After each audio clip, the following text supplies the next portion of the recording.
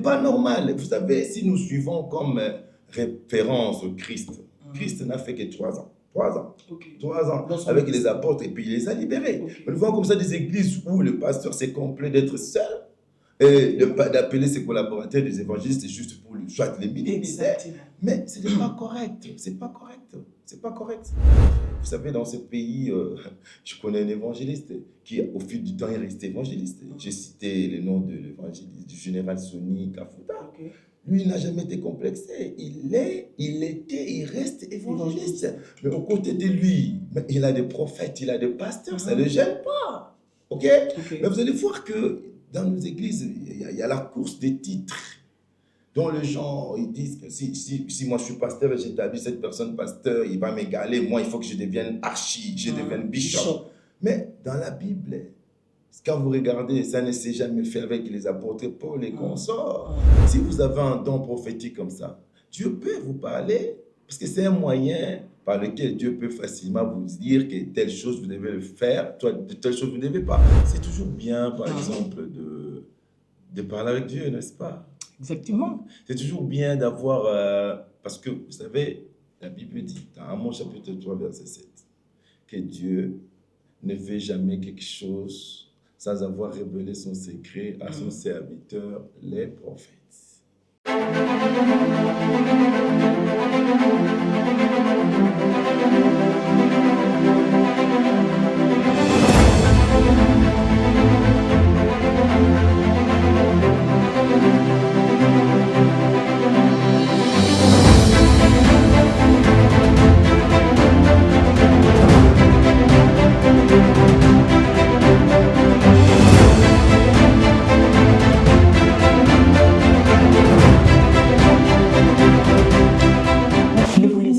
L'Éternel votre Dieu, vous serez affermis. Confiez-vous à ses prophètes, vous réussirez. C'est la parole de Dieu selon la partie B du livre des Chroniques, les chapitres 20, les versets 20. Bonjour, bonsoir, mesdames et messieurs. Nous sommes très heureux de vous retrouver à ce nouveau numéro de l'émission Édifie-moi, un programme édifiant basé sur le salut des âmes et l'édification de l'Église à travers la parole. Dans ce numéro, je ne suis pas seule. Vous le savez, j'ai toujours été accompagnée et il a plu au Seigneur que je sois accompagnée par l'homme de Dieu, l'évangéliste Jordan Kabamba, serviteur de Dieu à l'église de l'Assemblée chrétienne du Congo. J'en profite de cette occasion pour vous permettre aussi de les découvrir car il est déjà là avec moi sur ces plateaux. Papa Jordan, bonjour. Bonjour, messieurs les journalistes. J'espère que vous allez bien. Ouais, grâce à Dieu, ça va. Ok. Ouais. Nous sommes très bénis de vous avoir sur ces plateaux de l'émission Édifie-moi. Oui. Et certainement, il y a des gens qui nous suivent. Nombre d'entre eux ne vous connaissent pas. Je vous donne l'opportunité de vous présenter à ces publics qui nous suivent en direct de cette émission. Ok, je me nomme Kabamba Longi Jordan. Je suis serviteur de Dieu à l'Assemblée chrétienne du Congo, dans son siège qui est à Delvaux. Donc, l'avenir artisanal numéro 12, nous sommes là, notre siège. Donc, je sers Dieu dans notre assemblée centrale, en fait. Là-bas, j'ai plusieurs casquettes, en fait.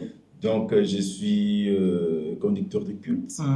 Je suis aussi prédicateur de la parole. Mais au-delà de tout cela, je suis aussi responsable du département de l'évangélisation.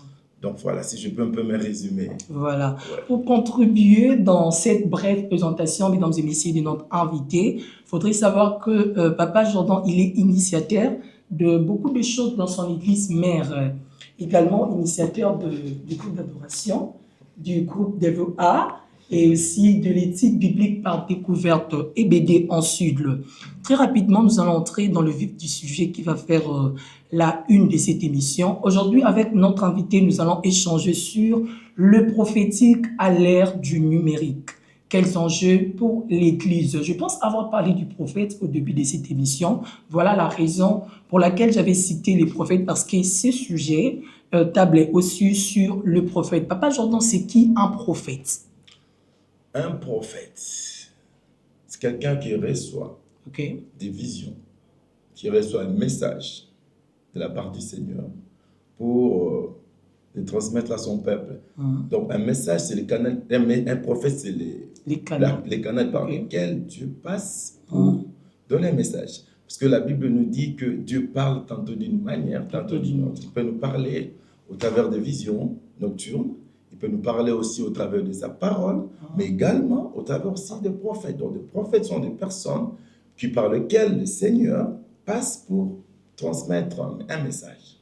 La Bible donne 2 critères et catégories de prophètes, les prophètes majeurs et les prophètes mineurs. Comment reconnaître un prophète majeur et comment reconnaître un prophète mineur? Bon, oui, quand nous voyons par rapport aux prophètes majeurs, nous voyons qu'on cite Ésaïe, on cite Ézéchiel, Jérémie, Daniel. Donc, parmi cette catégorie ou bien ces personnages que je viens de citer, on les cite en tant que prophètes majeurs, du fait que, de par l'importance même du message qu'eux ils ont apporté. Si je parle par exemple d'Ésaïe, vous savez qu'Ésaïe, depuis des temps, bien avant la venue de Jésus, il était déjà en train d'annoncer la venue de Jésus. Il annonçait ses souffrances, il annonçait comment est-ce qu'il serait mort, il annonçait déjà toutes ces choses-là. Donc, c'est un prophète messianique. Tandis que vous allez aussi être d'accord avec moi que lorsque je vois Jérémie et Ézéchiel, ils sont classés aussi parmi les prophètes majeurs du fait de l'importance de leur message, parce que c'est à partir de ces personnes-là que nous savons qu'il y a une guerre dans les ciels, donc, et que le diable a été précipité et qu'il est allé habiter dans le fond de la mer. Ce sont les Ézéchiel et Isaïe qui nous ont rapporté toutes ces choses-là. Ils ont révélé. Parce que ça, si vous regardez bien avant eux, il n'y a personne qui avait prophétisé dans ce sens-là. Eux, ils nous ont donné la révélation de ces choses-là. Ils nous ont permis de comprendre ce qu'il y a eu dans le ciel et comment est-ce que le diable s'est retrouvé sur la terre. Mais moi, j'ajouterai parmi les prophètes majeurs aussi Moïse. Parce qu'avant Moïse, vous conviendrez avec moi qu'on ne savait pas comment est-ce que l'univers a été créé, qui avait créé, comment ça a été créé. Mais tandis que Moïse, c'est la personne par qui le Seigneur est passé pour nous apprendre, nous montrer que la terre était une forme vide et Dieu créa. Donc, il est parmi les prophètes majeurs. C'est par l'importance même du message qu'il nous a apporté, tandis que les autres, de parler un message, ils étaient juste en train de nous avertir par rapport à ce qui arriverait si quelqu'un n'obéissait pas à la parole de Dieu. Mais ces gens-là sont majeurs par l'importance du message prophétique qu'ils nous ont apporté. Très important, mesdames et messieurs, nous avons donc le devoir de connaître que les prophètes majeurs, comme l'a dit notre invité, ce sont ces personnes qui ont réussi beaucoup de révélations venant de la part de Dieu et qui l'ont annoncé différemment de prophètes mineurs. Nous avançons sur ces plateaux avec notre invité, l'évangéliste Jordan Kabamba. Je tiens à rappeler que les serviteurs de Dieu à l'Assemblée chrétienne du Congo, ACC, ensuite le Papa Jordan, dans les 5 ministères de l'Église, nous retrouvons également le ministère prophétique. Mais d'un côté, on nous parle aussi du don prophétique. Y a-t-il une différence entre les deux? Évidemment, parce que lorsque vous lisez 1 Corinthiens chapitre 12, vous allez voir, je crois dans son 28e verset, Dieu a établi, la Bible dit que Dieu a établi dans l'Église premièrement les apôtres, ensuite les prophètes. Là, c'est dans le cadre de ministère. Tandis que le don prophétique aussi existe. Vous allez voir dans Actes des Apôtres chapitre 21, si vous lisez le verset 8, vous allez voir qu'on parle de la maison de Matthieu. Ça doit être le diacre. Pardonnez-nous de son nom. Donc, lui, il était parmi les diacres, en fait. Philippe, le diacre Philippe, il avait dans sa maison 4 filles qui prophétisaient. Donc, ces filles-là avaient le don de la prophétie. Alors, la différence entre le don prophétique et le ministère, si je peux bien vous l'expliquer, je vais vous l'expliquer au travers d'un exemple de quelqu'un que je connais. Parce que dans cette ville, depuis que j'ai connu le Seigneur, j'ai la grâce d'évoluer auprès d'un homme de Dieu qui, depuis, il se nomme prophète. Okay. C'est à la personne du prophète Gary, je peux faire sa publicité. Mhm.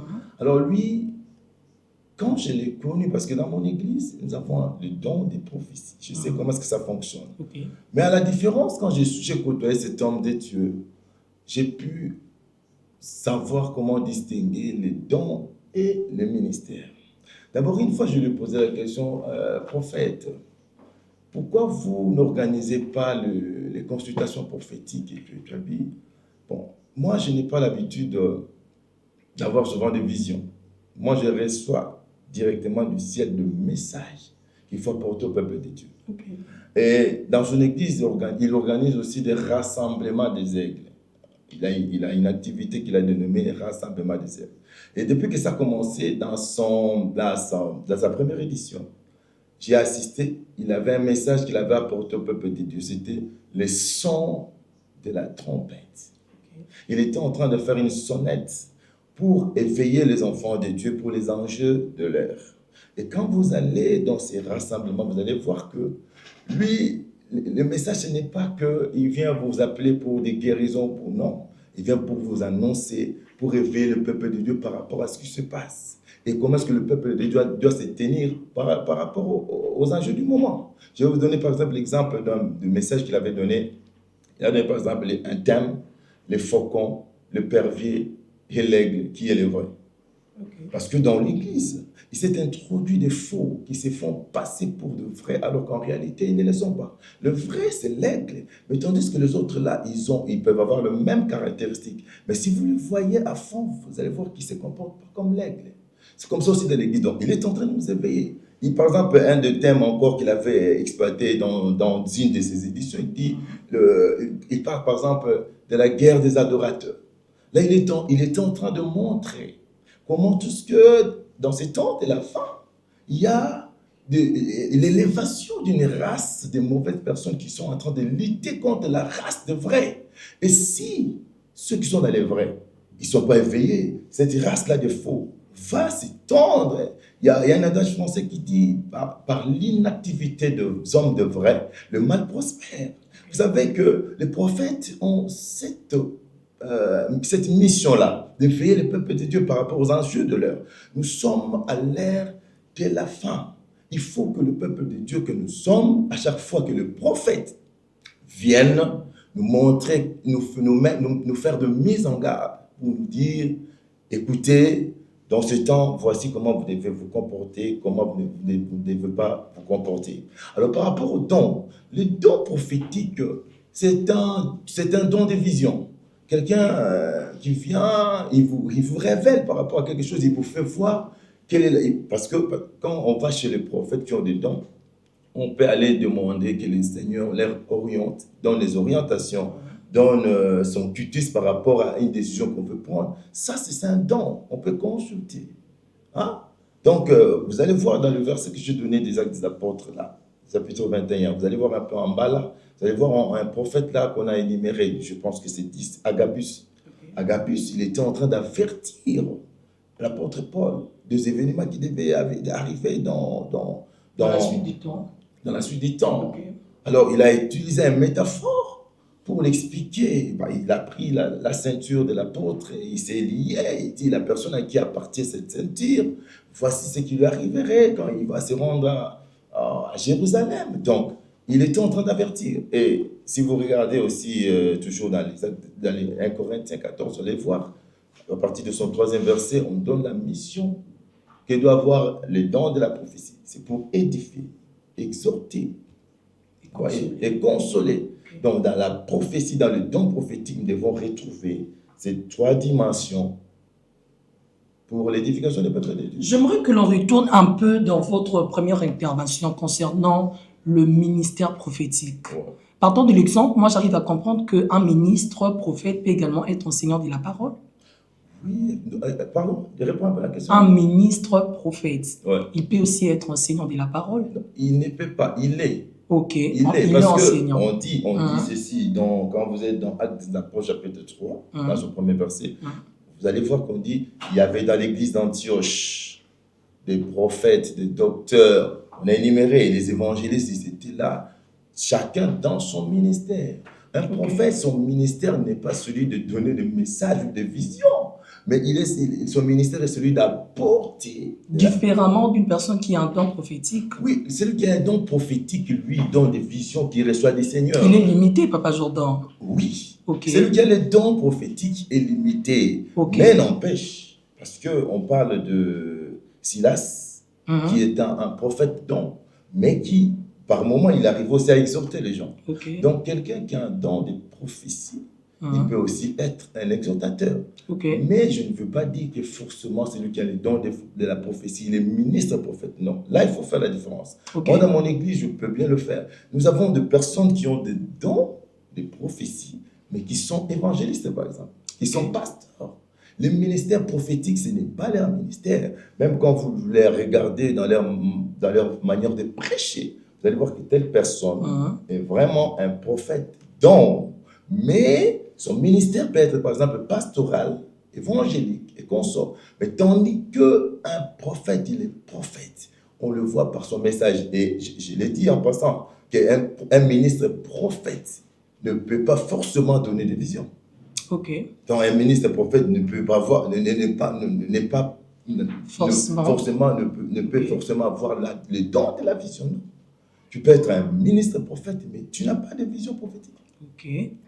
Très bénéfique, Papa Jordan. J'aimerais que l'on touche un peu la base de notre sujet, puisque nous parlons du prophétique à l'ère du numérique.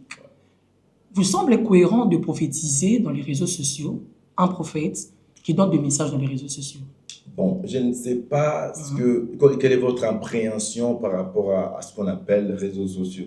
Si les réseaux sociaux, ce sont des moyens par lesquels les gens passent pour communiquer, alors je vous dirais qu'ils peuvent le faire. Parce que, en fait, c'est comme si vous étiez en train de me poser la question de savoir est-ce qu'un pasteur peut passer par les réseaux sociaux.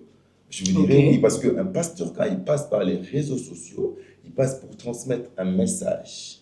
Alors, un prophète ministre qui a un message à adresser au peuple de Dieu, il peut aussi passer par les réseaux sociaux pour le faire. Je voudrais qu'il y ait une différence entre les charlatans qui passent par les réseaux sociaux et les hommes de Dieu.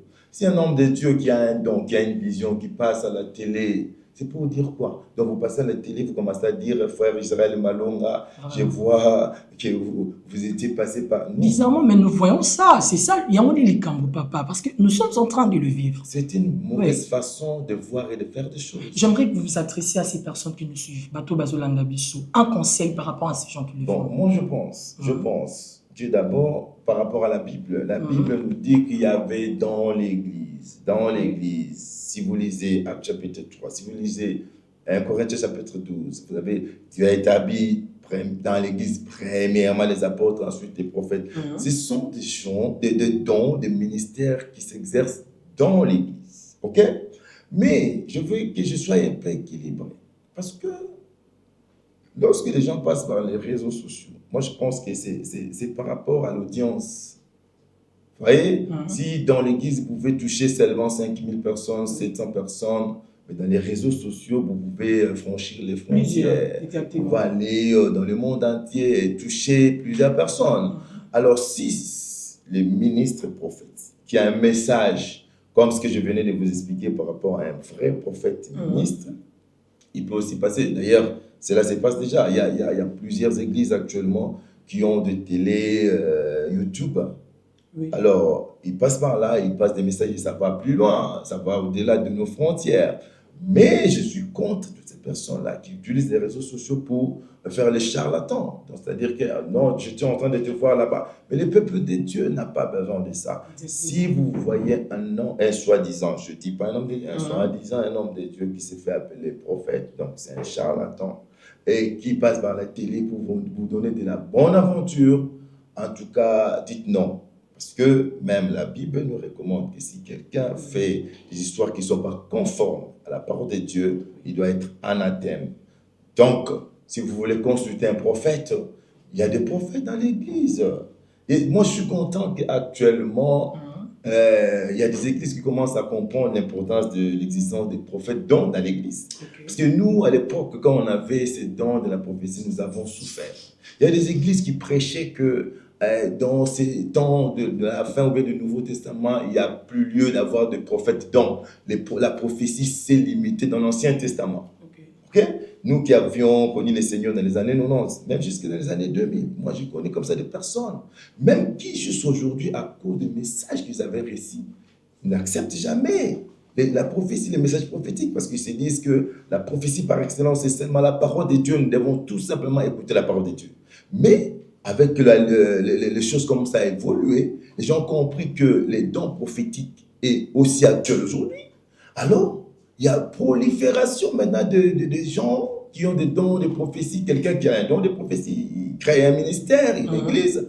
C'est ce que nous déplorons. Ces dons-là doivent être encadrés dans les églises. Si vous avez les dons de prophétie et que vous recevez le message de la part du Seigneur, ça ne vous donne pas le droit d'aller créer un ministère ou de créer une église. Vous allez voir que l'apôtre Paul, il s'est fait accompagner de Silas. Silas, c'est un prophète don, mais il avait aussi la grâce d'exhorter. Il a accompagné le ministère de l'apôtre Paul. Il n'est pas le seul. On peut en citer tant d'autres. Donc, il avait les dons. On a besoin de ça dans les ministères parce que quand on fait l'œuvre de Dieu, des fois, on a besoin d'avoir des orientations, on a besoin d'avoir des directions de Dieu. Alors, c'est auprès des prophètes. S'il y a un problème qui ne marche pas, on consulte un prophète dans la vie du Seigneur.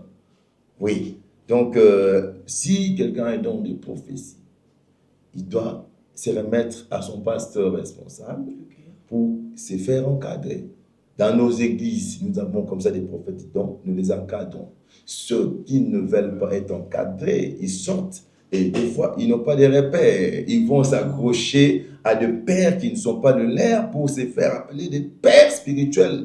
Alors qu'en réalité, ils ne sont pas venus d'eux, ils sont venus de quelque part. Partant de votre réponse, excusez-moi de vous interrompre la parole, Papa Jordan. Partant de votre réponse, en tout cas, je pense qu'il y a une brèche que vous avez ouverte là. Enfants rebelles, qui n'ont pas de repères.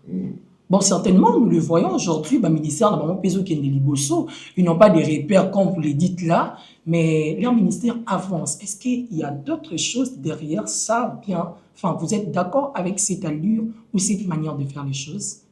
Bon, d'abord, Dieu n'a jamais été pour la rébellion. Dieu n'a jamais été pour la rébellion. Si quelqu'un se sent prêt à exercer son ministère, quoi de mieux que de dire à son responsable que Dieu m'a convaincu que je dois me séparer de vous? Moi, je pense que la séparation est biblique. Vous voyez l'histoire d'Abraham avec son cousin Lot. Lorsqu'il y a eu chambardement entre eux, ils ont eu la décision de se séparer. Chacun a pris son chemin. Si tu penses que parce que tu as un don prophétique et tu dois te séparer de ton père spirituel, tant mieux. Quoi de mieux que de lui présenter soit ta démission, de lui dire que moi je dois prendre mon chemin et vous restez aussi. Mais le comble est que la plupart ne font pas cela. Ils ne veulent pas rester dans la légalité. Et chose que je voudrais aussi un peu ouvrir, vous savez, la plupart des rebelles, si vous les suivez bien, ce sont des gens qui ne veulent pas marcher selon les normes de l'Église ou selon la parole de Dieu. Si vous côtoyez la plupart de ces prophètes rebelles, ce sont des égarés. Ils se mal conduisent, ils se mal comportent. Alors, comme ils pensent que parce qu'ils ont ces dons-là, qui parlent avec le Seigneur, ils peuvent aller dire des bonnes aventures aux gens, que Dieu les écoute. Bon, moi je ne sais pas. Mais quand vous côtoyez leurs églises, vous allez voir qu'il y a des choses. Et puis je voudrais aussi souligner une chose. Le fait que quelqu'un soit émergent, ce n'est pas le thermomètre que la personne a réellement le Seigneur. Non. Il y a des bons pasteurs, il y a des hommes de Dieu justes, mais qui ont des petites églises. OK? Mais il y a aussi des faux serviteurs de Dieu qui ont des grandes églises. Alors, le fait d'avoir une grande église, ça ne dit pas que vous avez Dieu. Il y a certaines personnes qui ont d'autres choses derrière eux. Alors, pour prouver aux gens, ils ont ce qu'on appelle l'émergence. Mais ce n'est pas comme ça qu'on doit le coter ou bien le mesurer. Moi, je pense que quelqu'un qui est sorti de la rébellion est sous la malédiction. OK? Donc, la bonne manière de se séparer de son maître ou bien de son pasteur, c'est de parler. Quand vous parlez, vous dites que nous n'avons plus la même manière ou bien la même vision des choses. vous séparez calmement. Au lieu de vous rébeller, si vous vous rébellez, ce n'est pas une bonne chose. La Bible dans Matthieu, le chapitre 15, je crois, la Bible dit « Méfiez-vous aux faux prophètes, ils viennent vers vous en vêtements de brebis, or au-dedans, ce sont des loups ravisseurs. » Mesdames et messieurs, nous avons donc l'intérêt de faire très attention par notre manière de faire et de voir les choses, car à l'ère actuelle, surtout avec le numérique là, en tout cas, les choses sont vraiment trop salées. Papa Jordan, l'apôtre Paul said, dans Corinthiens, je pense, aspirer au don spirituel, mais plus à celui de la prophétie. Pourquoi cette particularité? Bon, la particularité, parce que vous savez, c'est toujours bien, par exemple, de parler avec Dieu, n'est-ce pas? Exactement. C'est toujours bien d'avoir, parce que vous savez, la Bible dit, dans Amos chapitre 3, verset 7, que Dieu ne fait jamais quelque chose sans avoir révélé son secret à son serviteur, les prophètes. Voyez, la particularité avec les dons de la prophétie, c'est que quand vous avez ces dons-là, Dieu vous parle. Dieu vous révèle des choses que peut-être les autres n'ont pas ces privilèges de connaître. Voyez, par exemple, vous êtes en face d'une personne à qui vous n'avez jamais connu. Mais cette personne-là, quand Dieu vous permet d'entrer dans sa vie et de révéler même son enfance et de lui donner des directives par rapport à son avenir, vous ne voyez pas que c'est merveilleux, c'est bon. Même dans l'église, vous savez, souvent c'est compliqué de connaître la volonté de Dieu. C'est compliqué de connaître la volonté de Dieu. Alors, si vous avez un don prophétique comme ça, Dieu peut vous parler parce que c'est un moyen par lequel Dieu peut facilement vous dire que telle chose vous devez le faire, toi, de telle chose vous ne devez pas. Vous savez, la Bible nous parle d'une femme dans la Bible qui dans son ventre, il y avait un bouillonnement là. Okay. Il y avait quelque chose qui n'allait pas. Il y avait, cette femme, elle est allée consulter. Elle est allée consulter un voyant. Vous voyez? Alors le voyant lui a dit ce qui se passe dans ton ventre, c'est une lutte. Il y a 2 nations qui sortiront de ton ventre. Vous voyez? Elle a eu la révélation. Elle a eu l'avantage d'avoir cette révélation-là. Quelqu'un qui n'a pas ces dons-là, vous voyez, il aura les désavantages. Okay. Vous allez voir que même les Israélites, pour aller en guerre, ils demandaient le quitus de Dieu. Donc, c'est-à-dire qu'il y a d'autres personnes pour aller en guerre, ils n'ont pas besoin de chercher à savoir qu'est-ce que Dieu veut. Ils peuvent voir comme ça que, oui, chaque chose, je dois m'engager, c'est naturel. Mais pour quelqu'un qui a ces dons-là, il a cette prudence de consulter et Dieu l'oriente.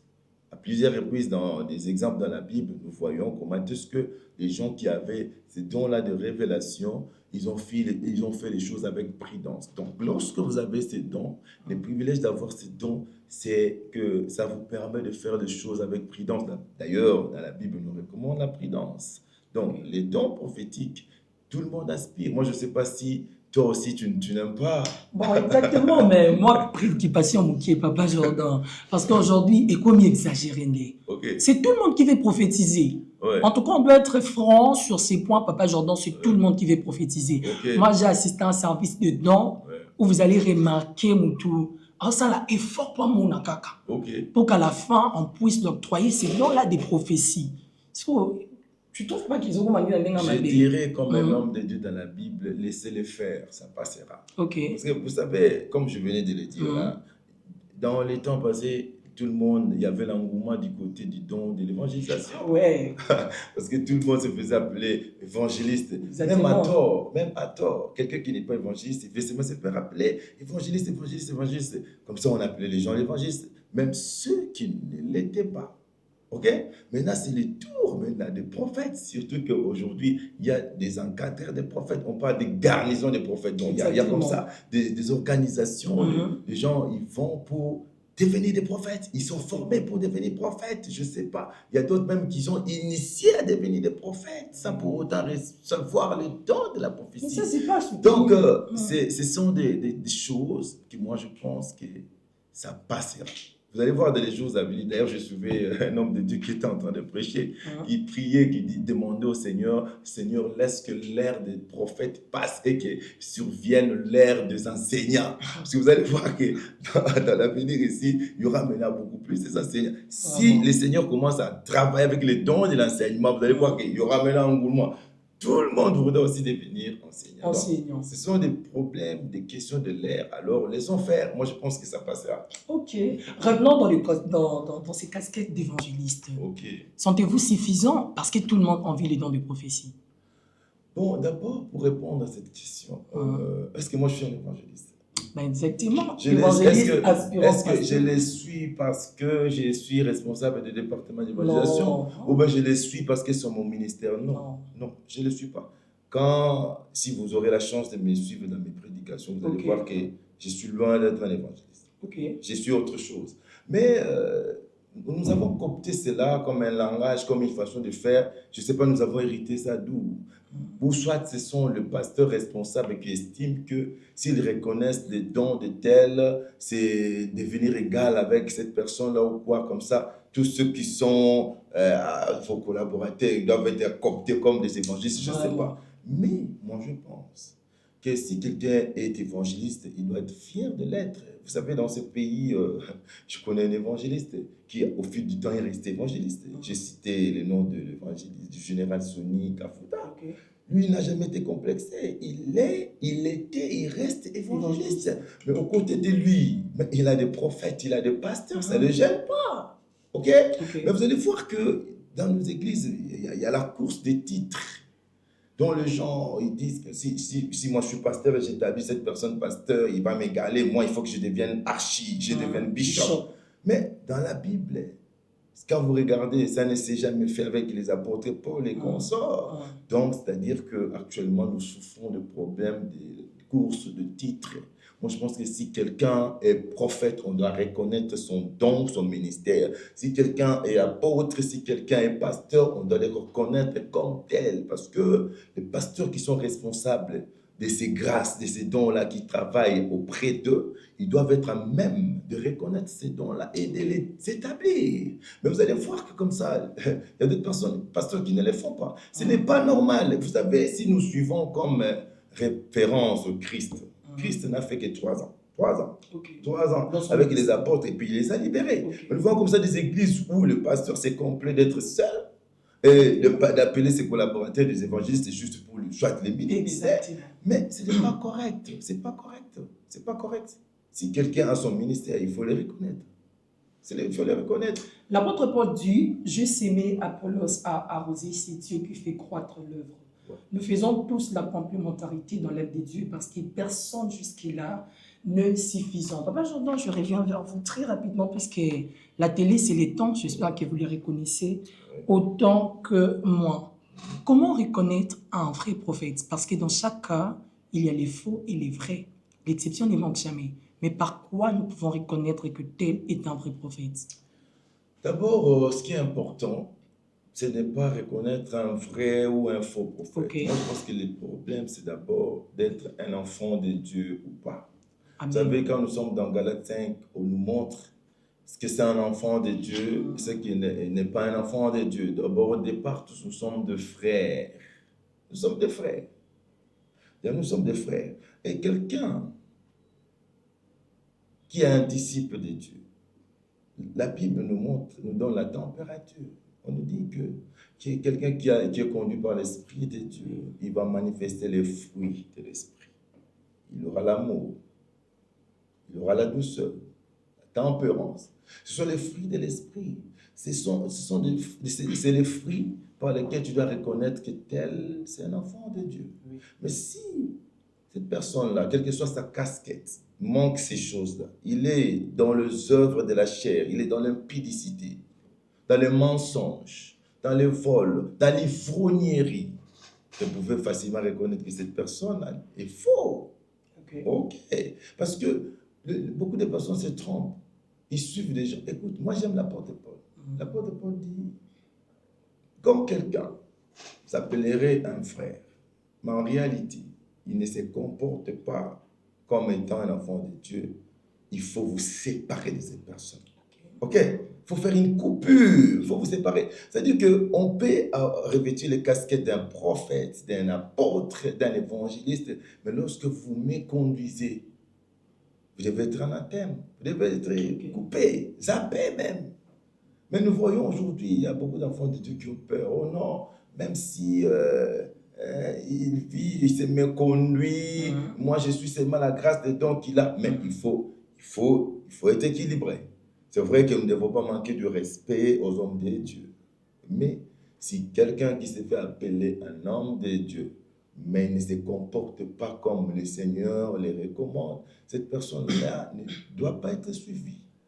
Il s'est dit très souvent dans les carrefours Oui. de jeunes chrétiens, enfants de Dieu, dans certaines discussions bien sûr, qu'un vrai prophète, on le reconnaît par l'accomplissement de sa prophétie.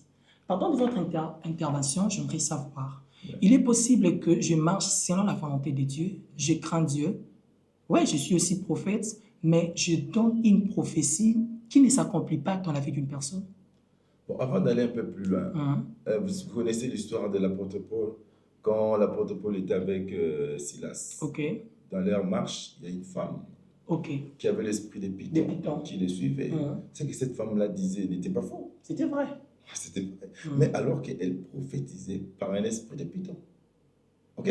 Si alors il faut dire qu'on reconnaît un vrai prophète par l'accomplissement de ses dires. Donc là, je pense avec des pincettes. Ok. Moi, je pense, c'est vrai aussi qu'un prophète, un vrai prophète, il donne de bons messages qui s'accomplissent. Mais moi, je ne vois pas vraiment surtout sur cet angle-là, sur ce point-là, parce qu'un faux prophète aussi peut donner des messages qui s'accomplissent, comme la femme dont je viens de faire allusion. Oui. Donc, voilà. Alors, la question de savoir si... Oui, est-il possible que quelqu'un qui marche selon la parole de Dieu, il est aussi prophète, et qui donne un message, mais le message ne s'est pas accompli? C'est possible. Raison pour laquelle, dans la Bible, on nous dit, ne méprisez pas les prophéties. Mais examinez toutes choses, retenez ce qui est bon. Parce que la prophétie s'exerce dans l'homme. Or, l'homme est sentimentaliste. L'homme peut avoir aussi des sentiments. L'homme peut se retrouver dans un moment de méconfort. Il ne va pas bien donner son message. Vous savez, il y a comme ça un prophète qui peut avoir donné beaucoup de messages, il est fatigué et vous voulez contraindre de donner les messages. Mais les messages qu'il va donner, peut-être ça peut venir du fait de la fatigue. Mais peut-être aussi ça peut venir du fait de ce qu'il avait entendu. C'est comme ça.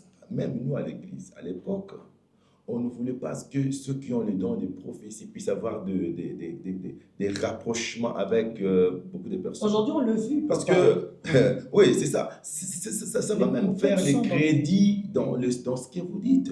Et écoute un peu. Si moi je suis prophète et que tu as été avec moi hier, il s'est passé des choses, on était ensemble, et aujourd'hui, moi je vais prophétiser sur ces choses-là. Tu vas voir que... J'aurais du mal à croire. Ouais, tu as du mal à croire. Donc voilà pourquoi les prophètes doivent vraiment être une personne retirée. Ok? Et comme ça, quand Dieu vous parle pour une personne, cette personne va dire, mais je n'étais pas avec. Comment est-ce que... Vous voyez par exemple l'exemple d'Agabus que je donnais. Agabus n'était pas dans la même pièce que Paul. Ok? Mais il venait à peine d'arriver et il trouve la ceinture. Il prend la ceinture, il se lie et puis il dit, la personne à qui appartient la ceinture, voilà de telle manière. Vous voyez? Donc, il ne connaissait pas la personne à qui appartenait la ceinture, mais il a prophétisé sur la personne. Moi, je pense que lorsque un prophète qui vient d'ailleurs ou bien qui vient de quelque part, qui ne vous connaît pas, qui vous dit des choses vous concernant, je pense que ce qu'il vous dit là aura un peu beaucoup de crédit. Okay? Moi, je connais comme ça des prophètes pour vous persuader de ce qu'il est en train de dire. Dans mon église, je connais un de nos pasteurs qui s'est converti aussi grâce à cela. Lui, il venait à l'église comme par aventure. Il vient comme ça, mais il y avait des moments quand on prie, après on laissait le temps à l'exercice du don prophétique. Alors, lui, quand on donnait les messages, par rapport à d'où il venait. Souvent, avant de venir à l'église, il passait par l'hôtel. Alors, il était dans une chambre d'hôtel. La chambre d'hôtel était numérotée de tel numéro.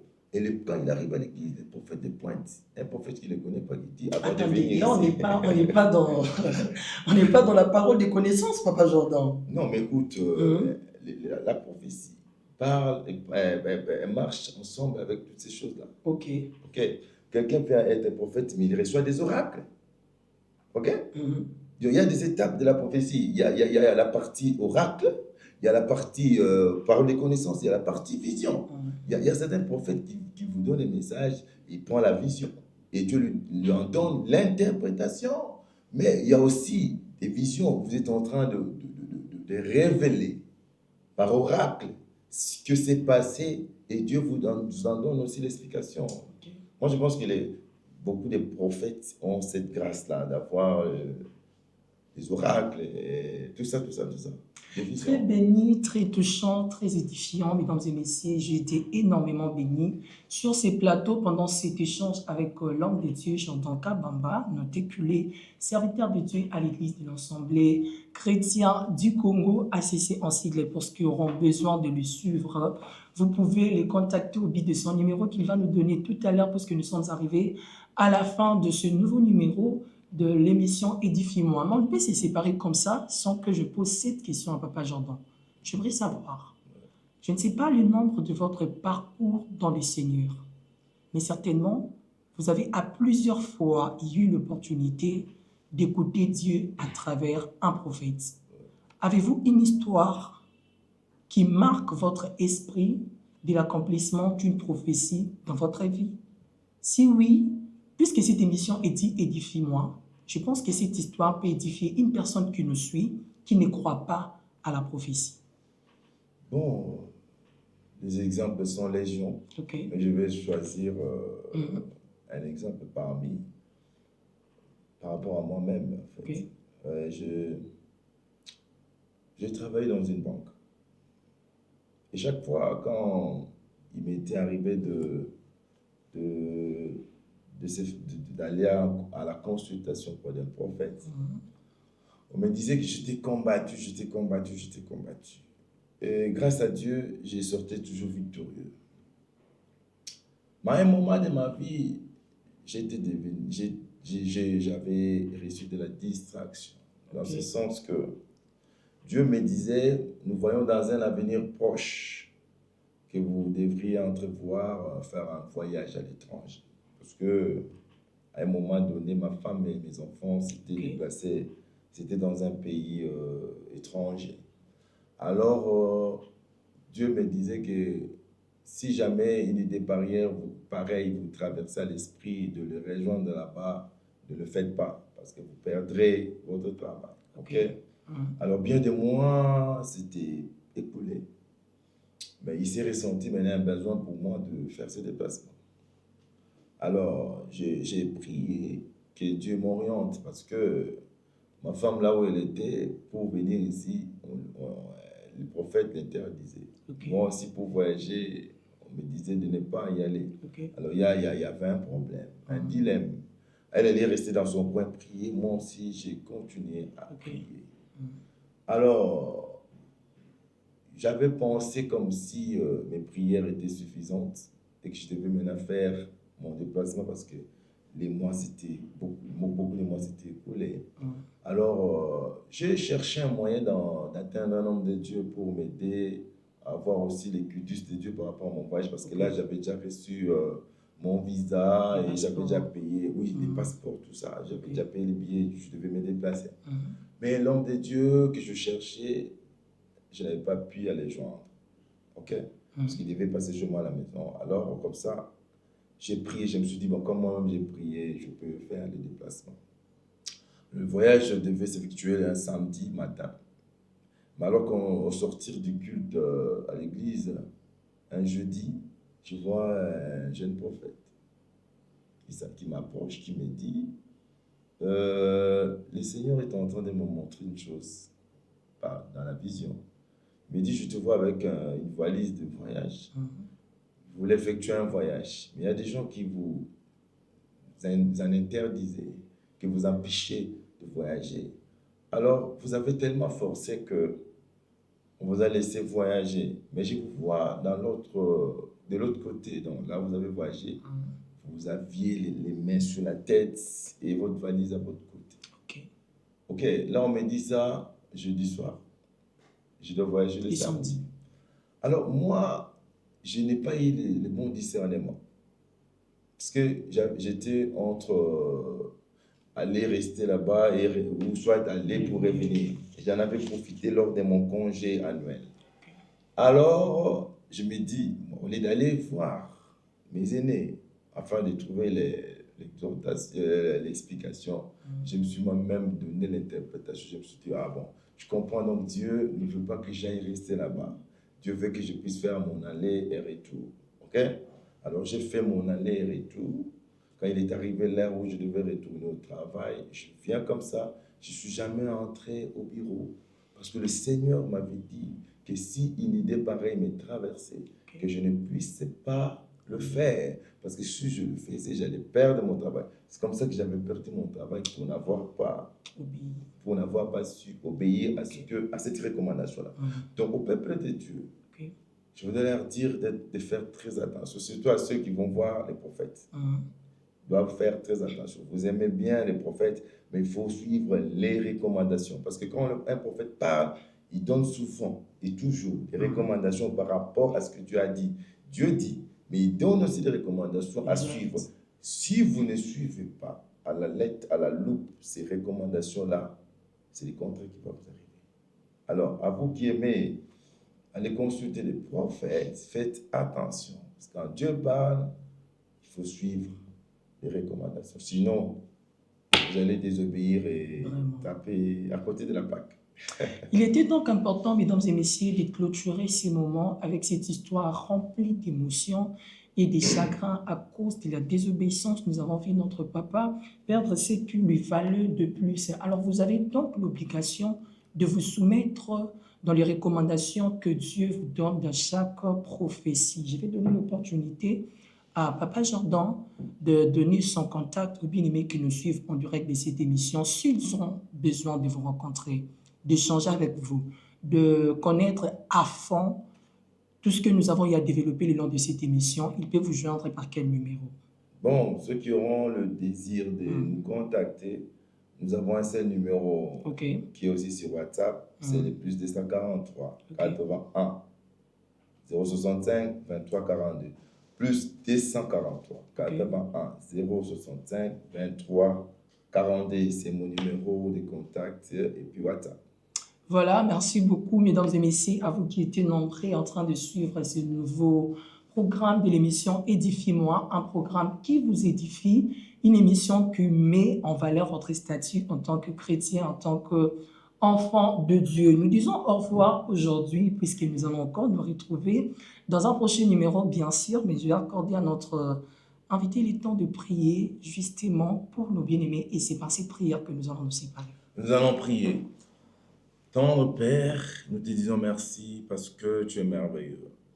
Ta parole a pour objectif de nous édifier, de nous consoler, de nous exhorter.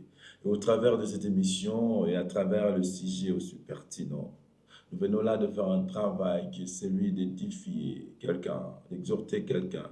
Seigneur, nous prions que ce que nous venons de dire puisse faire écho dans le cœur de quelqu'un. Seigneur, si ta parole a comme objectif de redresser, je prie que cette personne-là, qui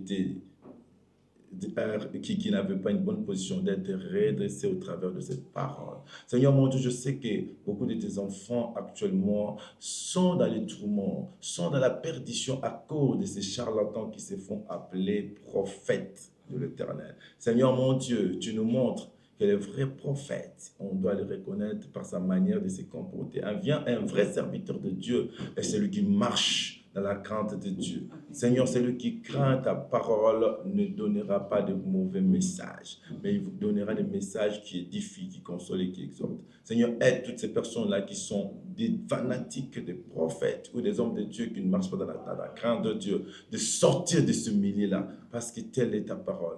Merci de bénir le responsable de l'émission. Merci de bénir cette chaîne qui nous permet de toucher un grand nombre de personnes. Seigneur mon Dieu, nous prions que cette œuvre puisse aller de l'avant, que tout cela soit sous la grâce de le Seigneur pour qu'il facilite. C'est en ton nom Jésus que nous avons ainsi prié. Nous disons Amen. Amen. Que Dieu vous bénisse, mesdames et messieurs. Je vous retrouve au prochain numéro.